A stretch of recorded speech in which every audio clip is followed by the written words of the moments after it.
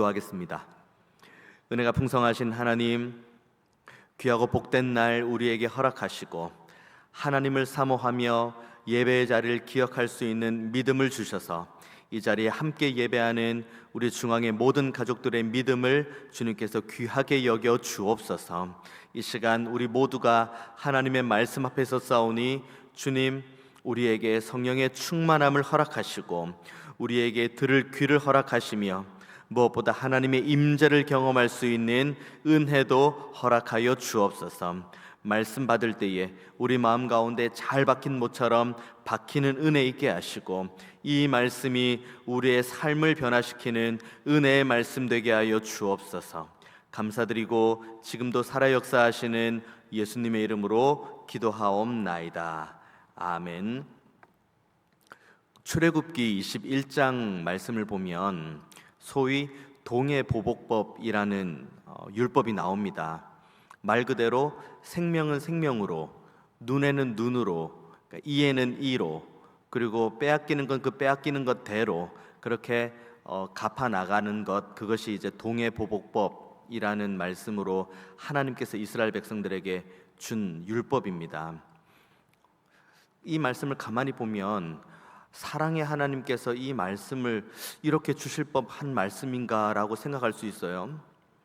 눈에는 눈, 그러니까 누군가가 내 눈을 상하게 하면 그 눈을 똑같이 상하게 하는 거고, 그리고 누군가가 내 다리를 어떻게 상해했으면 나도 그 사람의 다리를 똑같이 상해하는 것, 이것을 의미합니다. 이 말씀이 하나님께서 우리에게 허락하시는 가장 큰 사랑이라고 우리가 인지할 수 있는 근거는 우리가 죄인이라는 데서 찾을 수가 있습니다. 가만히 우리 자신을 한번 봅니다. 누가 나를 한 대 때렸습니다. 그러면 우리는 그 때린 한 사람에게 똑같이 한 대 때리면 속이 시원합니까? 누가 우리의 눈을 상하게 했습니다. 그러면 그 사람에게 똑같이 그 눈 하나 상하게 하면은 우리의 마음이 시원합니까? 우리가 한 대 맞으면 10대고 20대고 100대고 더 되갚아주고 싶은 것이 인간입니다. 인간은 죄인입니다. 이걸 하나님께서 너무 잘 알고 계시기 때문에 출애굽기 21장에서 동해보복법을 주시는 이유는 이걸 통해서 그나마 그 은혜 안에서 너가 맞은 만큼, 너가 당한 만큼만 돌려줘라. 이것도 엄청나게 참는 겁니다. 사람의 입장에서는요. 그렇지 않으면 그냥 사람들에게 그냥 내가 당한 것만큼 갚아주라고 이야기를 하면 하나님께서 은혜 가운데 출애굽을 하고 그 뒤에 이스라엘은 절대로 존재하지 않았을 겁니다. 하나님께서 우리에게 주시는 율법, 딱딱해 보이고 어려운 말씀이지만 이 말씀의 근간에는 인간의 죄인이라는 것, 그럼에도 불구하고 인간을 사랑하는 하나님의 마음이 고스란히 녹여져 있습니다. 그래서 우리는 율법을 읽고 그리고 이 율법을 통해서 하나님의 사랑과 은혜를 우리가 경험할 수가 있습니다. 문제는 오늘 저와 여러분이 함께 나눈 본문입니다. 동해보복법을 지키는 것도 쉽지 않거든요. 나 한 대 때렸는데 그 사람 한 대만 때리는 것도 쉽지 않은데 오늘 본문은 거기에서 한 걸음 더 나가는 겁니다. 동해보복법에서 한 걸음 더 나가서 내가 뺨을 한 대 맞았습니다. 그러면 그 사람의 뺨을 한 대 또 때리는 것이 아니라 저쪽 뺨도 돌려대는 겁니다. 나를 미워하는 사람, 나에게 원수와도 같은 사람이 있다고 합니다. 그럼 그 사람을 똑같이 미워하고 똑같이 원수처럼 대하는 것이 동해보복법이라면 오늘 본문 주님께서 우리에게 주시는 말씀은 그 원수조차도, 그리고 나를 핍박하는 이들조차도 사랑하라고 이야기를 합니다. 이 말씀이 과연 우리의 삶 가운데 온전하게 이루어질 수 있을까? 우리의 삶 가운데 온전하게 열매 맺을 수 있을까? 반신반의함으로 이 말씀을 우리가 대할 수 있지만 이 시간 간절히 소망하기는 하나님께서 주시는 말씀은 1.1획의 오류도 없다. 그렇기 때문에 오늘 우리에게 주시는 하나님의 말씀은 반드시 내 삶 속에서 이루어져야 될 하나님의 말씀이다. 그리고 이 말씀은 내 삶 가운데 온전하게 이루어질 수 있도록 하나님께서 나를 은혜 주시고 붙들어 주시고 고아와 과부처럼 버려두지 않고 사랑으로 안으신다, 이 믿음이 저와 여러분에게 있게 되기를 원합니다. 그래서 이 말씀을 쭉 묵상하고 그리고 이 말씀을 함께 나눈 이후에는 하나님, 비록 어렵고 힘들지만 그럼에도 불구하고 한 걸음 더 성장하는 제가 되기 원합니다. 한 걸음 더 이 말씀에 순종할 수 있는 믿음의 지경이 넓어지기를 원합니다. 하나님의 은혜 가운데 든든히 세워지는 저 자신이 되기 원합니다. 이렇게 믿음으로 결단하고 다짐하는 저와 여러분 되기를 주님의 이름으로 축원드리겠습니다. 오늘 본문 말씀은 조금 독특합니다. 가령 예를 든다면 누군가를 때렸어요. 누군가에게 핍박을 줬어요. 누군가를 저주했어요. 누군가에게 모욕을 줬습니다. 일반적인 법전은 뺏은 사람, 그리고 때린 사람, 그리고 핍박을 준 사람, 그리고 저주하는 사람, 모욕하는 사람, 그 사람에 대한 대상으로 법전은 보통 이루어집니다. 때리는 사람에게, 그리고 핍박하는 사람에게, 모욕을 주는 사람에게, 저주하는 사람에게 그렇게 하지 마라 라고 이야기하는 것이 일반적인 율법이요, 그리고 일반적인 법전입니다. 그런데 오늘 저희 여러분이 함께 읽은 본문은 대상자가 그런 대상자가 아니에요. 대상자는 지금 뺏은 자, 저주하는 자, 모욕하는 자, 핍박하는 자가 아니라 뺏은 자에 의해서 고통받은 자, 모욕받은 자, 고난받은 자, 핍박받은 자, 상해받은 자, 저주받은 자, 이 사람들에게 해당되는 겁니다. 소위 가해자에게 주시는 하나님의 말씀이 아니라 피해자에게 주시는 하나님의 말씀이 오늘 본문의 특징입니다. 그 이유는 함께 저와 여러분이 말씀을 나누었던 것처럼 하나님을 온전하게 믿고 그리고 하나님을 온전하게 의지하고 따라가는 이들에게 찾아오는 고난과 핍박이 분명하게 있다는 것을 본문이 말해주고 있기 때문입니다. 그런데 그 핍박과 고난의 이유가 무엇입니까? 그 사람 때문이 아니라 그 사람 안에 있는 인자이신 예수님 때문이라고 이야기를 합니다. 너가 예수님을 믿고 너가 예수님을 순종하는 가운데 쭉 살아가다가 그 가운데 고난을 받고 그 가운데 핍박을 받고 그로 인해서 누군가에게 빼앗김을 당하고 저주받고 모욕받고 상해를 받는 것은 너로 인함이 아니라 너 안에 있는 예수님, 인자이신 예수님으로 인한 것이다. 이것이 오늘 본문의 대전제입니다. 그러면 그로 인해서 피해를 받아요. 내 안에 있는 예수님, 내 안에 계시는 주님으로 인해서 내가 피해를 받으면, 그러면 그로 인해서 피해를 받으면 피해를 받은 것에 대한 내 삶의 반응 역시 내 안에 계시는 주님으로 인한 반응이어야 됩니다. 누군가가 나의 것을 뺏었습니다. 똑같이 뺏는다. 누군가가 나에게 상해를 입힌다. 그래서 똑같이 상해를 준다. 누군가가 나를 미워하고 저주하고 모욕한다. 그래서 내가 똑같이 미워하고 저주하고 모욕한다. 그러면 우리 안에 인자가 계신 것이 아닙니다. 우리 안에 인자이신 예수님께서 계신다. 그러면 빼앗기고 고난받고 모욕받고 그리고 저주받고 미움받는 그들에 의해서 우리의 삶이 결정되어서는 안 됩니다. 우리 안에 예수님으로 인해서 우리가 고난을 받는다면 어떠한 고난 가운데서도 우리의 삶이 반응해야 될 것은 우리에게 허락하신 주님의 은혜와 주님의 말씀으로 인해서 우리의 삶이 결정되고 변화되어져야 합니다. 이것이 가능하게 된 이유는 35절 말씀입니다. 오직 너희는 원수를 사랑하고 선대하며 아무것도 바라지 말고 꾸어주라. 그리하면 너희 상이 클 것이요 또 지극히 높으신 이의 아들이 되리니 그는 은혜를 모르는 자와 악한 자에게도 인자하시니라. 우리 안에 계신 주님께서 우리 안에 있는 주님으로 말미암아 너희들이 핍박받고 고통받고 너희들이 미워함을 받고 저주를 받고 모욕을 받으면, 그러면 너희들이 그들과 똑같이 대하는 것이 아니라 그들과는 다른 방식으로 대해야 된다. 그것이 35절에 나오는 말씀, 그리하면 너희 상이 클 것이고 또 지극히 높으신 이의 아들이 된다. 이것이 하나님께서 우리에게 주시기로 약속하신 복된 말씀입니다. 우리의 힘으로 절대로 이것은 가능한 말씀이 아닙니다. 내가 이 양만 물고 나를 미워하는 일을 한번 참아보고, 나를 때리는 사람 한번 참아보고, 나를 저주하고 모욕하는 이들 한번 참아보고, 이렇게 이를 악물고 한두 번은 참을 수 있을지 모르겠습니다. 그런데 이것은 참는 문제이지 내 삶에 변화되는 문제는 아닙니다. 참는 문제는 그냥 이 악물고 참는 것이지만, 내 삶의 변화는 이런 일들이 수시로 찾아올 때 자연스럽게 내 삶을 통해서 나가는 반응이 되어야 되는 것인데, 그러면 이것은 내 힘과 내 뜻으로는 될 문제가 아닙니다. 하나님께서 지금 내가 이 핍박과 고난을 받는 가장 큰 이유가 내 안에 계신 주님으로 말미암은 것이기 때문에, 그렇다면 이 안에 계시는, 내 안에 계시는 주님께서 지금 이 어려움 가운데 무슨 말씀을 하고 계시는가, 무슨 은혜를 주기를 원하시는가, 무슨 사랑과 긍휼을 주기 원하시는가, 이 사랑과 은혜와 긍휼을 받은 만큼 우리의 삶은 변화되게 됩니다. 로마서 5장 6절에서 8절까지 말씀은 이렇게 기록하고 있습니다. 우리가 아직 연약할 때에 기약대로 그리스도께서 경건하지 않은 자를 위하여 죽으셨도다.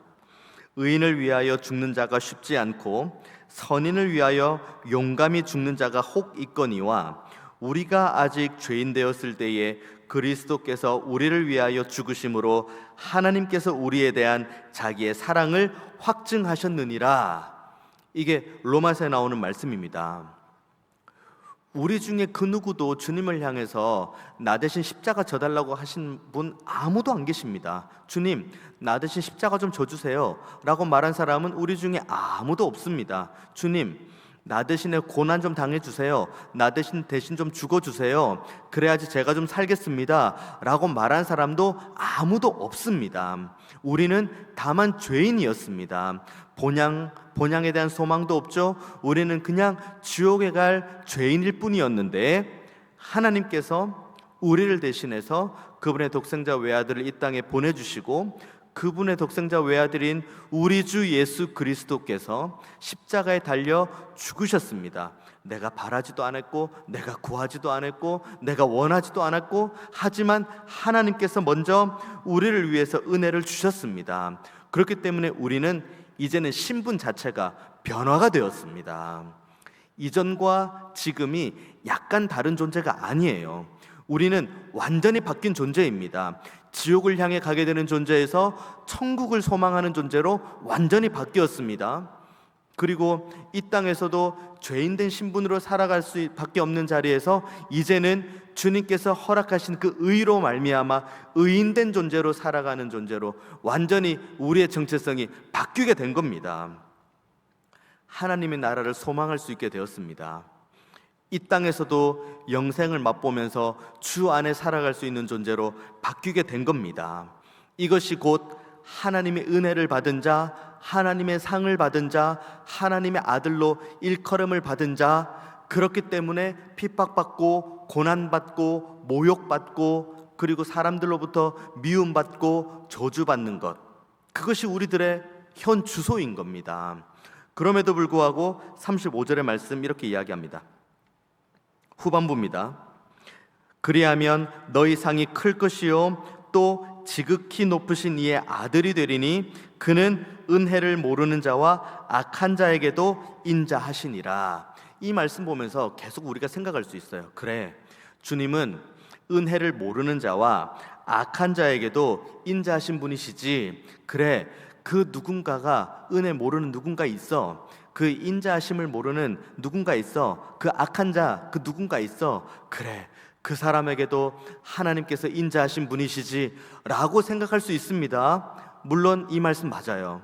은혜를 모르는 누군가, 악한 누군가에게 하나님께서 인자하신 분 맞습니다. 그런데 첫 출발점이 아니에요. 첫 출발점, 그 인자하심을 모르는 자, 여기 본문으로 따지면 은혜를 모르는 자와 악한 자의 그 첫 출발점이 누구입니까? 바로 저와 여러분입니다. 저와 여러분은 은혜를 몰랐던 자예요. 저와 여러분은 악한 자였습니다. 저와 여러분은 본향을 사모할 마음도 없었고 하나님의 사랑을 받을 생각도 없었고 그냥 죄 가운데 거하는, 여기 본문으로 따지면 은혜를 모르는 자고 악한 자였습니다. 그런데 이 은혜를 모르는 나에게, 이 악한 나에게 하나님께서 인자하심으로 다가오신 거예요. 하나님께서 1절 오래 참으심으로 나를 위해서 대신 십자가를 지신 거예요. 그리고 그 사랑이 2000년 전에 십자가에 달리심으로 끝나는 것이 아니라 지금도 저와 여러분과 함께 하시면서 그 큰 은혜와 사랑으로, 그 인자하심으로 우리를 붙들고 있다는 겁니다. 그러면 우리는 이 말씀을 조금이라도 행하는데 이악 물고 행할 수 있는 그 문제가 아닙니다. 아이고, 이 말씀 어떻게 지키나요? 오른뺨을 맞았는데 어떻게 다른 뺨도 갖다 대나요?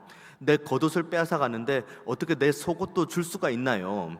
나를 미워하는 자, 저 사람이 나 미워하는 거 내가 너무 잘 아는데 어떻게 저 사람을 위해서 내가 기도할 수가 있나요? 나를 저주하는 사람, 저 사람이 나 저주하는 거 제가 너무 잘 알고 있는데 어떻게 저 사람을 위해서 저주하지 않고 저 사람을 위해서 선대하며 저 사람을 위해서 기도할 수가 있나요? 주님께서 우리에게 그렇게 하셨어요. 주님께서, 우리는 주님을 저주했는데 주님은 우리를 지금도 사랑하십니다. 우리는 주님을 모욕하는데 주님은 지금도 우리를 선대하십니다. 지금도 우리는 주님을 십자가에 못 박는데 그래도 주님은 여전히 그 못자국난 손으로 우리를 안으십니다. 두 손을 한번 불끈 치고 한번 악물고 참음으로 이 말씀을 지킨다? 아닙니다. 우리가 하나님의 은혜를 받은 만큼, 하나님의 사랑을 받은 만큼 이 말씀은 생명처럼 붙들고 지켜야 될 하나님의 말씀입니다. 많이 탕감받은 자가 있고 적게 탕감받은 자가 있습니다. 누가 더 감사하겠습니까? 적게 탕감받은 자가 감사하겠습니까? 많이 탕감받은 자가 감사하겠습니까? 물론 둘 다 감사하겠죠. 탕감받은 것 자체가 감사할 일이니까요. 많이 탕감받은 자가 감사하겠죠. 우리 모두는 다 많이 탕감받은 자입니다. 한량없는 은혜, 갚을 수 없는 은혜, 그 은혜로 우리는 하나님 앞에 갚을 수 없는 이 놀라운 사랑과 은혜의 빚을 지고 살아가는 존재입니다.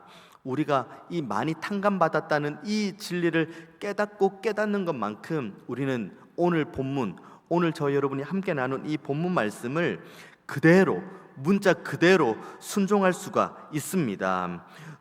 우리가 너무 잘 알고 있는 탕자의 비유 있죠. 누가복음 15장에 있는 말씀입니다.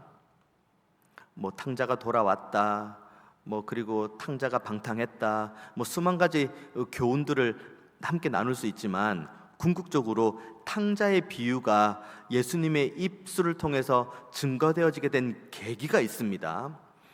탕자의 비유가 전해지게 된 이유가 있죠. 탕자의 비유가 전해지게 된 이유는 누가복음 15장 1절에서 2절까지 말씀입니다. 모든 세리와 죄인들이 말씀을 들으러 가까이 나아오니 바리새인과 서기관들이 수군거려 이르되 이 사람이 죄인을 영접하고 음식을 같이 먹는다 하더라. 탕감받지 못한 자, 많이 탕감받았지만 내가 탕감받았다고 전혀 생각하지 못한 자, 이들은 수군거리고 그리고 예수님의 모든 행보를 판단하고 평가할 수밖에 없습니다. 그때 이 수군거리는 바리새인과 서기관을 향해서 주님께서 주시는 말씀이 탕자의 비유입니다. 어마어마하게 놀라운 빚을 탕감받은 이가 받은 은혜가 너무 크다는 겁니다.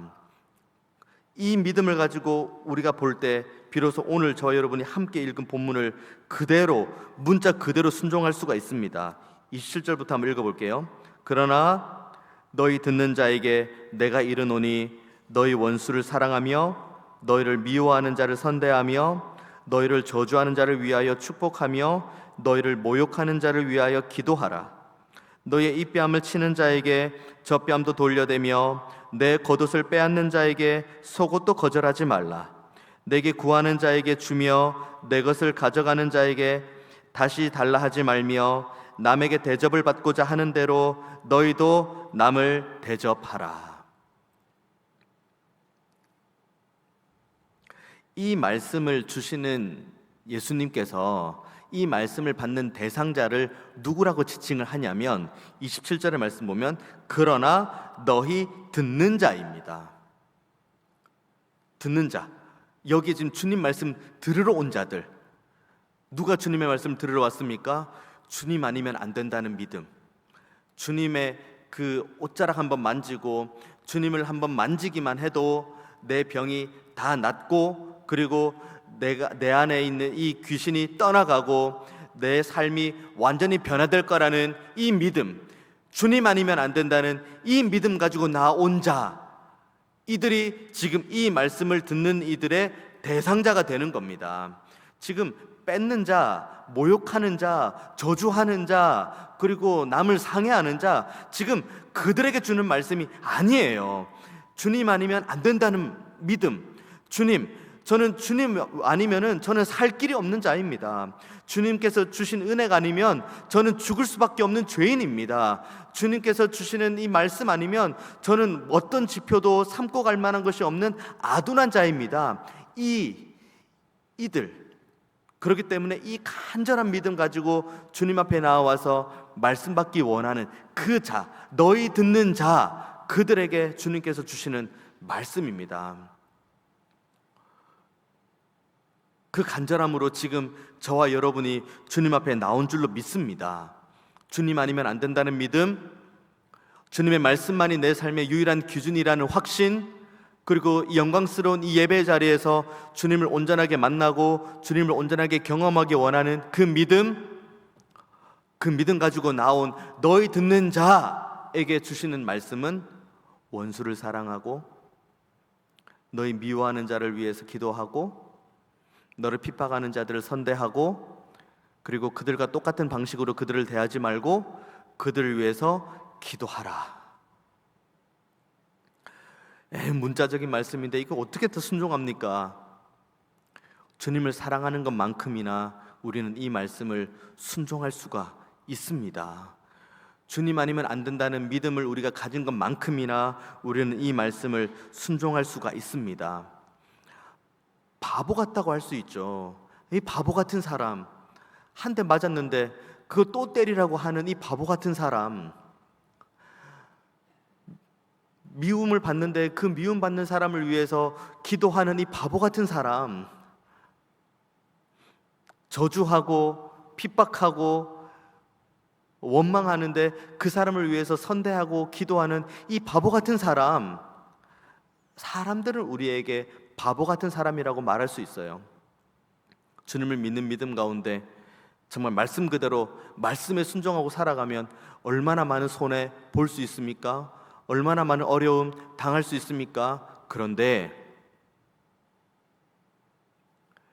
그럼에도 불구하고 내가 손해보고 바보 소리 듣고 사람들에게 비아냥거림 받고 내가 손가락질 당해도 그래도 내가 하나님의 말씀대로 살아가기로 결단하고 이 말씀대로 살아가는 것이 정말 아둔해 보이고 정말 어리석은 것처럼 보이지만 하나님께서 책임져 주신다는 믿음 가지고 이 말씀대로 순종하면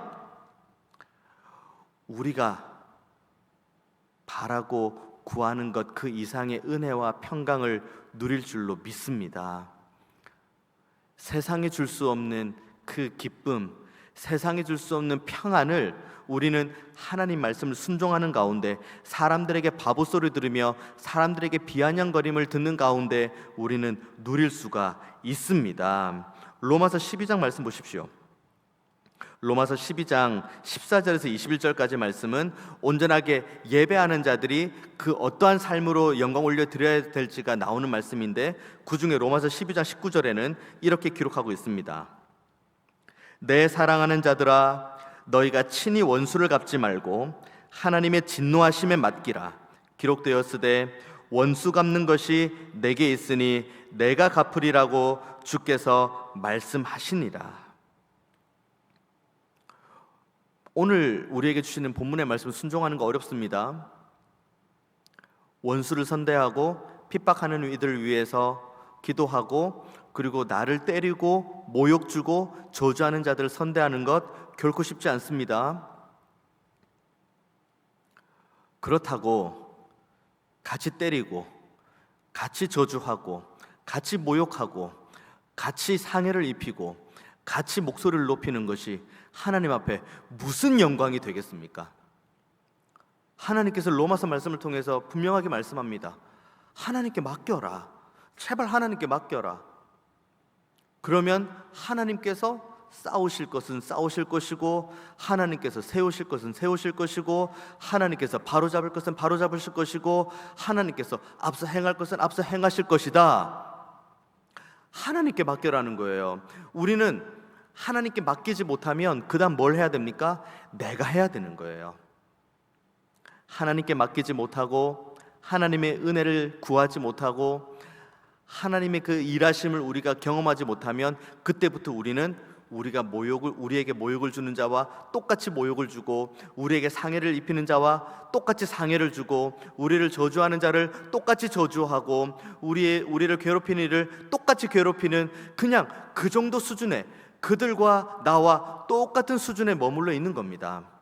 먼저 맞고 그리고 먼저 내가 저주를 받고 그리고 내가 그들을 저주하면 내가 먼저 저주를 받았고 그렇기 때문에 내가 저주를 하니까 때리는 자가 나보다 믿음이 별로 없고 나는 먼저 맞았으니까 그들보다 믿음이 조금 한 차원 있으니 나도 그들보다 한 차원 높은 믿음으로 그들을 저주한다? 아니요. 같이 미워하고 같이 저주하고 같이 모욕하고 같이 상해를 입히면 똑같은 겁니다. 우리 하나님께서 그걸 원하실까요? 우리 하나님께서 거기에 우리의 모든 생각과 시간과 마음 빼앗기는 걸 원하실까요? 하나님께서 정리하십니다. 하나님께서 앞서 행하십니다. 하나님께서 은혜 줄 자를 은혜 주시고 하나님께서 위로 줄 자를 위로 주시고 하나님께서 그 마음에 평안 주실 자를 평안 주시고 하나님께서 정의와 공의로 세울 자를 세워 주십니다. 하나님은 살아 계십니다. 하나님은 지금도 우리와 함께 하십니다. 그러면 우리가 해야 될 것은 그냥 하나님 앞에 온전하게 맡겨드리면 되는 겁니다. 그들과 똑같은 수준에 머물러 있을 필요가 없습니다. 내 안에 있는 인자로 말미암아 나를 핍박하고 나를 모욕하고 나를 괴롭히는 이들과 똑같은 수준에 언제까지 우리가 머물러 있을 수는 없는 겁니다. 한 차원 더 높은 수준의 믿음, 한 차원 더 높은 수준의 신앙, 한 차원 더 높은 수준의 하나님을 본받는 사랑, 그것으로 하나님께 영광을 올려드려야지. 우리가 낮은 자리에 있는 것은 하나님 앞에서만 낮은 자리에 있으면 되는 것이지 낮은 믿음의 수준을 가지고 언제까지나 젖먹는 자리에 있을 수는 안 되는 겁니다. 그래서 32절, 33절, 34절에 공통적으로 기록된 말씀이 있습니다. 칭찬받을 것이 무엇이냐? 죄인들도 그렇게 한다. 칭찬받을 것이 무엇이 있겠습니까? 하나님 앞에 칭찬받기 원하십니까? 하나님으로부터 은혜 받기 원합니까? 하나님으로부터 잘하였도다 착하고 충성된 종아 인정받기 원하십니까? 그러면 그만큼 우리는 오늘 우리에게 주신 이 말씀을 문자 그대로 우리는 순종함이 필요합니다. 그때 우리에게 주시는 은혜가 그때 우리가 소유할 수 있는 이 기쁨과 감사가 충만하게 됩니다. 다른 사람에게 악을 행하지 않는 것, 이 악물고 참을 수 있어요. 그리고 우리에게 악을 행하는 이들에게 맞대응하지 않는 것 쉽지 않아요. 그런데 그거보다 좀 더 높은 수준은 맞대응하지 않는 것을 넘어서서 그들을 선대하고 그들을 후대하고 그들을 위해서 기도하는 것까지 간다? 이건 정말 어렵습니다. 이거 어려우니까 믿음 좋은 누군가가 할 수 있겠지. 이거 어려운 말씀이니까 이거 누구 믿음 좋은 목사님이나 할 수 있을 거야. 천국 가면 목사 따로, 장로 따로, 권사 따로, 집사 따로 있습니까? 우리는 하나님 그 보좌 우편 앞에서 그냥 똑같이 심판대 앞에 서는 한 성도요 하나님의 백성입니다. 누군가가 믿음 좋은 사람이 순종해야 된다. 그 누군가가 바로 저와 여러분이 되어야 됩니다. 그리고 함께 하나님의 말씀을 듣고 그리고 이 말씀대로 살아가기를 원합니다. 우리가 힘있게 기도하며 하나님 앞에 우리가 힘을 달라고 간구해야 됩니다. 베드로전서 3장 8절에서 9절까지 말씀 보십시오. 마지막으로 말하노니, 마지막으로 말하는 거예요. 그럼 정말 중요하다는 거겠죠. 마지막으로 말하노니 너희가 다 마음을 같이하여 동정하며 형제를 사랑하며 불쌍히 여기며 겸손하며 악을 악으로 욕을 욕으로 갚지 말고 도리어 복을 빌라. 이를 위하여 너희가 부르심을 받았으니 이는 복을 이어받게 하려 하심이라. 악을 악으로 욕을 욕으로 갚아라고 하나님께서 우리를 부르신 존재가 아니라는 겁니다. 악을 악으로 갚지 말고 욕을 욕으로 갚지 말고 저주를 저주로 갚지 말고 수욕을 수욕으로 갚지 말고 원수를 원수로 갚지 말라. 이것이 하나님께서 우리를 부르신 부르심의 이유다. 이것이 하나님께서 저와 여러분을 부르신 이유입니다. 그리고 이대로 우리가 살아갈 때 하나님께서 우리에게 주시는 복, 그리고 이 복이 우리의 자손에게 계속 이어갈 수 있는 이 복을 이어갈 수 있도록 하나님께서 은혜를 주신다고 이 베드로 사도가 마지막으로 말한다고 하면서 주신 말씀이 바로 이 말씀입니다. 하나님의 백성과 그렇지 않은 이들의 삶은 완전히 달라야 됩니다. 조금 다를 문제가 아닙니다. 조금 약간 다를 문제가 아닙니다. 하나님의 백성이다. 내가 하나님의 말씀을 받는 이다. 내가 하나님의 은혜를 경험하는 이다. 내가 하나님의 사랑 안에 거하는 이다. 그러면 우리의 삶은 완전히 바뀌어야 됩니다. 우리는 하늘과 땅의 차이라고 이야기를 하죠. 천국과 지옥의 차이라고 이야기하면 우리는 그 정도만큼 바뀌어야 됩니다. 우리는 지옥에 갈 존재이지만 하나님의 은혜로 천국에 가는 존재로 바뀌어졌기 때문입니다. 하나님의 진노 아래 있는 존재에서 하나님의 큰 복과 은혜를 경험하는 존재로 바뀐 존재가 바로 저와 여러분이기 때문입니다. 악을 악으로 갚는 것 아닙니다. 욕을 욕으로 갚는 것 아닙니다. 이를 위해서 하나님께서 우리를 부르셨다. 이 말씀을 우리에게 주고 계십니다. 그래서 시편 37편 23절에서 26절까지 말씀은 이렇게 기록하고 있습니다. 여호와께서 사람의 걸음을 정하시고 그의 길을 기뻐하시나니 그는 넘어지나 아주 엎드러지지 아니함은 여호와께서 그의 손으로 붙드심이로다. 내가 어려서부터 늙기까지 의인이 버림을 당하거나 그의 자손이 걸식함을 보지 못하였도다. 그는 종일토록 은혜를 베풀고 꾸어주니 그의 자손이 복을 받는도다. 우리 이 복은 모두가 사모하는 거잖아요. 우리 중에 그 누구도 이 복을 사모하지 않는 사람은 아무도 없을 겁니다. 모두가 다 이 복을 누리기 원하고 이 복을 사모하기 원하는데, 그러면 이 복을 받는 자리로 나아가야죠. 어떤 자리입니까? 내 안에 계신 인자로 인해서 내가 고난받는다면 내 안에 계신 인자께서 주신 말씀대로 살아가는 것, 악을 악으로 갚지 않고 욕을 욕으로 갚지 않고 나를 저주하고 나에게 원수와도 같은 일을 향해서 내가 선대하고 후대하고 그를 위해서 기도하는 것.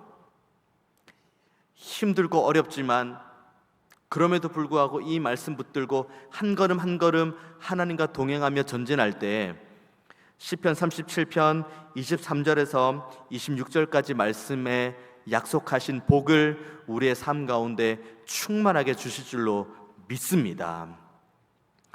손연준 목사님이란 분이 계십니다. 이분은 일제시대 때 목회를 하시다가 신사참배를 거부하고 종신형을 받게 되죠. 그러다가 일제에서 해방이 되면서 해방되고 그리고 여수에서 목회를 하십니다. 여수에서 목회를 하는 가운데 여수 순천 사건으로 인해서 두 아들이 목숨을 잃습니다. 그럼에도 불구하고 두 아들의 목숨을 빼앗아간 그 한 사람을 자신의 양아들로 삼습니다.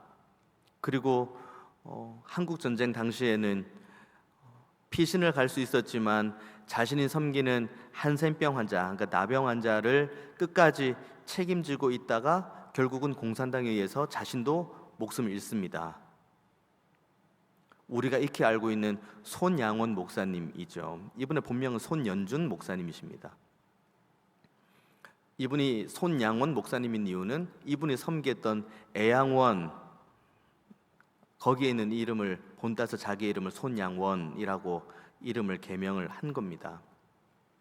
그러면 궁금하죠? 그 뒷얘기가. 일단 뭐 손양원 목사님의 후손들은 다 교회를 섬기고, 또 그중에 지금 맏딸이신 한 권사님은 서울에 있는 한 교회를 섬기면서 교단 안에서, 그리고 각 지교를 다니면서 그 아버지의 사랑과 은혜를 나누는 그 간증하는 자리로 늘 섬기고 계시고, 또 한편이 있죠. 그 아들, 그 양아들로 삼은 분, 그분도 목회를 하셨고, 그리고 그분의 아들, 그러니까 손양원 목사님의 그 양아들의 아들, 손자가 되겠죠. 그분도 지금은 아프리카 최빈국에 있는 한 나라에서 그 손양원 목사님과 동일하게 한센병 환자를 돌보는 사역을 지금 하고 있습니다. 놀라운 사랑이죠. 그건 손양원 목사님만 가능한 일 아닙니까? 어떻게 그럴 수가 있습니까? 그런 사랑을 어떻게 베풀 수가 있습니까? 그런 사랑을 어떻게 제가 몸소 실천할 수 있습니까? 우리는 누군가의 간증을 듣고 박수치면서 와, 대단하다고 이렇게 말하는 것 이상을 넘어서 이제는 우리도 그 자리로 나아가야 됩니다. 시편 37편의 이 말씀의 복을 받기를 원한다면 저와 여러분은 박수치는 자리에서 이제는 참된 하나님의 백성다운 삶으로 나아가야 됩니다. 그래서 최근에 순전한 기독자가 되십시오라고 한 그 손양원 목사님께서 생전에 설교하셨던 내용들을 묶어가지고 책으로 나온 거 있는데, 한 부분을 제가 발췌했습니다. 읽어보겠습니다. 기독자란 타인이 그는 기독자라고 하기까지 되어야 합니다. 교회 출석 잘해서가 아니요 목사라고 해서가 아닙니다. 천당 설명자만 되지 말고 천당에 앉을 자가 되십시오. 지옥 설명자만 되지 말고 지옥 가지 않도록 하십시오. 기독자는 그리스도와 같이 십자가에 못 박힌 자입니다. 십자가에 못 박힌 자는 자기 하고 싶은 대로 하지 못합니다. 참 기독자는 자기 하고 싶은 대로 먹고 싶은 대로 못합니다. 우리 기독자의 실생활 전체가 십자가에 못 박혀야 합니다. 십자가에 못 박힌 동안에는 고통이 심합니다. 그러나 완전히 십자가에 못 박힌 후에는 고통이 없습니다. 그러므로 정과 욕심까지 못 박은 자에게는 고통이 없습니다. 깨어나십시오. 기도하십시오. 이기십시오. 순전한 기독자가 되십시오. 저와 여러분에게 주시는 말씀입니다. 깨어나십시오. 기도하십시오. 이기십시오. 순전한 기독자가 되십시오. 이렇게 되는 가장 첫 시작은 오늘 우리에게 주신 하나님의 말씀을 그대로 순종하는 겁니다. 힘들고 어려운 것 잘 압니다. 너무 지키기 어려운 하나님의 말씀입니다. 하지만 그럼에도 불구하고 우리가 이 말씀을 생명처럼 붙들고 지켜나가기를 원할 때 하나님께서 우리에게 새 힘 주실 줄로 믿습니다. 하나님께서 허락하신 새 힘과 우리에게 일절 오래 참으신 그 사랑과 은혜를 힘입어서 오늘 우리에게 주신 이 말씀을 우리의 삶 속에서 충만하게 이루어가면서 우리의 삶이 변화되어지고, 이 말씀대로 순종할 때 우리의 이웃과 우리의 가정과 우리의 교회와 그리고 이 나라와 민족이 아름답게 변화되어지는 것을 사모하며 또 목도하기를 기대하는 마음으로 한 걸음 한 걸음 하나님과 동행하는 저와 여러분 되시기를 주님의 이름으로 축원드리겠습니다. 기도하겠습니다. 은혜가 풍성하신 하나님, 이 은혜가 우리에게 있기를 원합니다.